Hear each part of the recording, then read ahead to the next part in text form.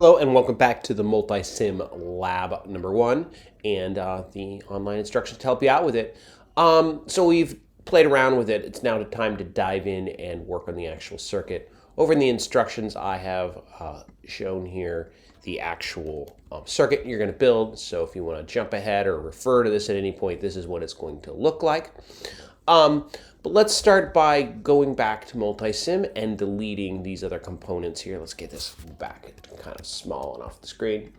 We're going to delete this resistor and delete the diode that we put earlier in the last video. You can hit X to delete. You could also do select all command. No, command A does not work. Control drag works on the Mac. Might be opposite command on the PC, but control drag also works, and I think shift works as well. Once you grab multiple things, you can use the X tool here. Oops, I'm having problems there. Oh, here we go. Oh my gosh, it's not working. There we go. Control drag, hit X, and they're all gone. So first thing we're going to do is add an AC voltage source. This little device right there, it's an oscillator, and it's going to be a 1 kilohertz tone generator, if you will. It's just an AC voltage oscillating, and this will represent our guitar because we're making a guitar pedal here for the revised MultiSim lab number 1, and this will kind of imply that it's an audio input, the guitar. And I'm going to set this thing. It's set right now to 1 volt. That's pretty high for the guitar. Guitar is a high impedance source. We're going to change the voltage of that and drop it down. You can either do it over here, or I find it much easier at any point to just kind of double click on this guy. And if you set the voltage here, let's set it to 50 millivolts. And it's pretty intuitive. You just type in 50, hello, 50, and an M there for millivolts. So that'll be about the output of the guitar. You do not have to have this these tools pop up all the time. If you want, we can always close them by hitting the little gear icon. And following the instructions here, now that we've got the voltage source, we're going to want to add a battery. The battery is going to be up here in the upper left. To try to follow me here where things are placed so your schematic ends up having the space for the things it needs to have. So let's find the battery. It's also in the voltage in the sources palette. There it is, DC voltage, and it's going to be about right here. I like putting it on the line.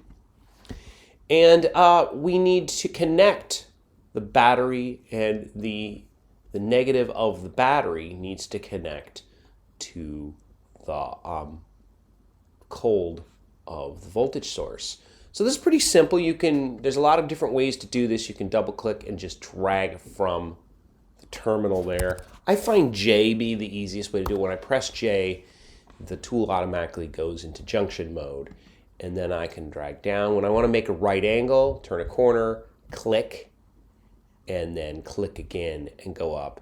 And you don't have to hit J, but I find J works better most of the time to end a conductor as well.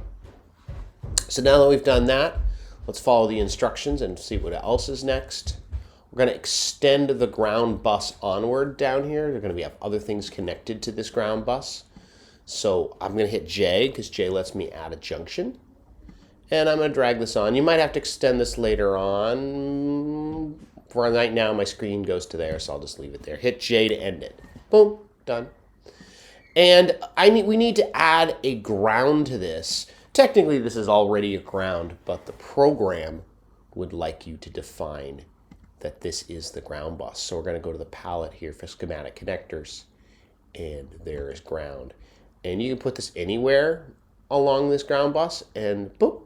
Now the program, when we do voltage measurements later on with the voltage probes, it will know that this is 0 volts, that this is the defined ground. Anything else we should do before we end this first video? We're going to put a capacitor up here slightly to the right and above the voltage source.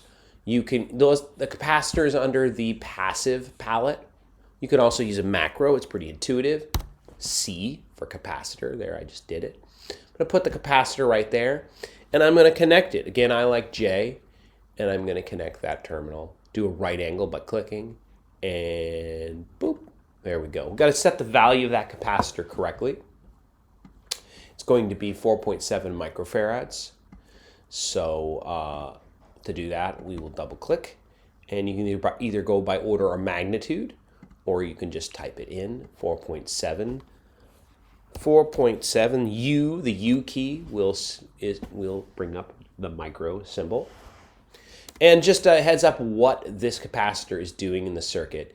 The circuit is simulating a guitar pedal. The guitar pedal is powered by a 9-volt battery. We want to keep that 9 volts DC from traveling back to our audio devices. In this case, our virtual guitar, our sound source, does not need to see DC 9 volts. So this is what we call a coupling capacitor. Capacitors block DC, so DC from later in the circuit cannot come back into the guitar. All right, having done, it's got a couple things set up on the circuit. I think this is a great place to end the video, and I'll start up again with the instructions as we go forward. Thank you.